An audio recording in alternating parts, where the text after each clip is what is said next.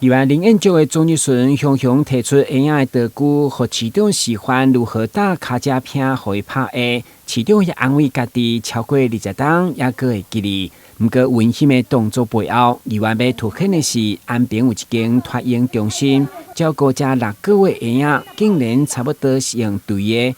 影片一个放送，互大家痛心，甚至放任囡仔家己倒头栽摔落去，互市长拢讲残忍。对此，议员强烈要求，绝对毋是3月发生迄时社会局所回应的改善利益，而是要依照经济严重以上法办。这是拍背吗？这囡仔刚打还没6个月呢，市长，这施虐，你不会觉得是很严重吗？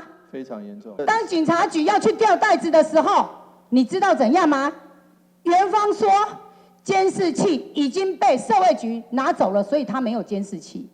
说他的硬碟已经更换了，这不是在湮灭证据吗？请问议员，那已经是多久的事情了？3月份，3月份到现在5月份了，居然还没有处理好，这是无法容忍的。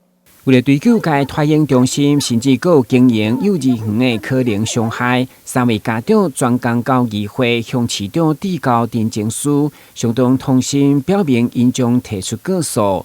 对此，市长再次强调，虐待、暴力、零容忍、证据充足，该以上也是停业依法照办。这种无良的业者怎么会限期改善呢？应该立即停业，不是吗？我们的小孩伤口不够深吗？我们的小孩被摔不够严重吗？从3月份到现在已经2个月，是不是这家幼儿园或托婴中心还持续存在、继续营业？调查的结果到底是怎样？只是轻轻放过，还是重重的这个处分？我觉得其实这个家长的愤怒我们是可以了解，而且是要马上的处理。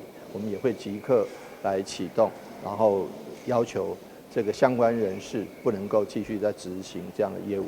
那另外如果牵涉到刑责，牵涉到儿少保护法的刑责的部分，即刻移送法办。议员林彦就强调，类似受虐待儿童潜在的社会恶数也够真多，要求市府一旦有家属投诉，一定要慎重认定，千万唔通颠倒变成业者背后的靠山。台南新闻，阮籍张硕维采访报道。